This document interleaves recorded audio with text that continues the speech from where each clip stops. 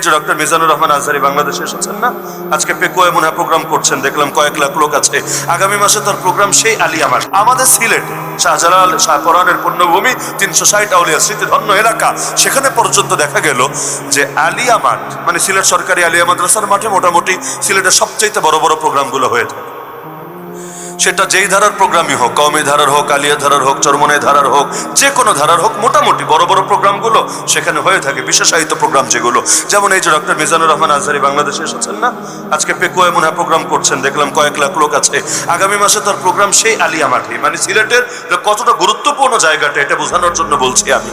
তো দেখা গেল সেখানে মাহফিল হচ্ছে, কোরআনের মাহফিল, তফসির মাহফিল। এই দিকে এক জায়গায় গান হচ্ছে কনসার্ট, এই দিকে আরেক জায়গায় গান হচ্ছে কনসার্ট। আচ্ছা, হচ্ছে ভালো কথা, পুলিশ এসে মাহফিলের 6টা মাইক বন্ধ করে দিল। কেন? গানে নাকি ডিস্টার্ব হচ্ছে, কনসার্টে নাকি ডিস্টার্ব হচ্ছে। অথচ কনসার্টের কারণে এদিকে ডিস্টার্ব হচ্ছে কিনা ওইটা দেখার টাইম নাই, কিন্তু মাহফিলের কারণে, যেই মাহফিলে হাজার হাজার হাজার জনতার সমাগম ঘটেছে, বসে তো আছেই, তারাও মানুষ জায়গা পাচ্ছে না, কিন্তু এটার কারণে কেন কনসার্টে ডিস্টার্ব হবে, এজন্য মাহফিল পর্যন্ত বন্ধ করে দিয়েছে। এইটা যদি বেয়াদবি না হয়, বেয়াদবি কারে বলে? এই যে এখানে বসে যে আমি আলোচনা করছি, একটু পরপর যে ওই বাইরে যারা একটু পরপর বোম ফুটাচ্ছে, ওদের অন্তরে কি মোহর মারে? এরা কি নাস্তিক? এরা বেঈমান? না, নাস্তিক বেঈমান তো না, এরাও তো নিজেদেরকে মুসলমানের সন্তান বলে পরিচয় দেবে। এরা কি জানে না যে প্রতিটা আওয়াজের কারণে কোরআনের আলোচনায় ব্যাঘাত ঘটছে এবং মানুষের দিল থেকে বদদোয়া বের হয়ে আসছে? এই যে এত এত মুরব্বী বসে, এত এত আলেম ওলামা, তালেবুল ইলমরা বসা, কারো বদদোয়ারে কোনো তোয়াক্কা করছে না, কারো বিরক্তিকে কোনো তোয়াক্কা করছে না। এমনকি এগুলো তো আইনত সমর্থনযোগ্য না, ধর্ম রাখেন আইনতও তো সমর্থনযোগ্য না। পাবলিক প্লেসে যা মনে চায় আপনি তা করতে পারেন না, এখানে কিছু রেস্ট্রিকশন আছে, কিছু নীতিমালা আছে। তো সব সামাজিকতা এগুলোকে বুড়া আঙ্গুল দেখিয়ে, এমনকি আদব লেহাজের সর্বোচ্চ বুড়া আঙ্গুল দেখিয়ে একের পর এক, একটা নয়তো ধরলাম ভুলে হয়েছে, কিন্তু ইতিমধ্যে অন্তত 8-10টা ফুটে নাই।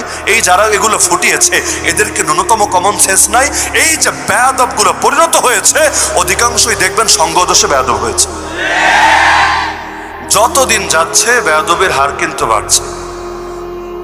আমরা যখন রিমান্ডে গেলাম ওই সময় মাঝে মাঝে এমন হতো, ওই যে বয়স্ক আলেম যারা, ধরেন কারো 60+, কারো 65+, যখন তাদের সাথে তাদের বাচ্চার বয়সী, নাতির বয়সী অফিসাররা এসে খারাপ ব্যবহার করত, তারা মাঝে মাঝে কষ্ট থেকে বলে ফেলতেন যেগুলো করিস না, আল্লাহ সইবে না, এই টাইপের কোনো একটা বাক্য বলতো।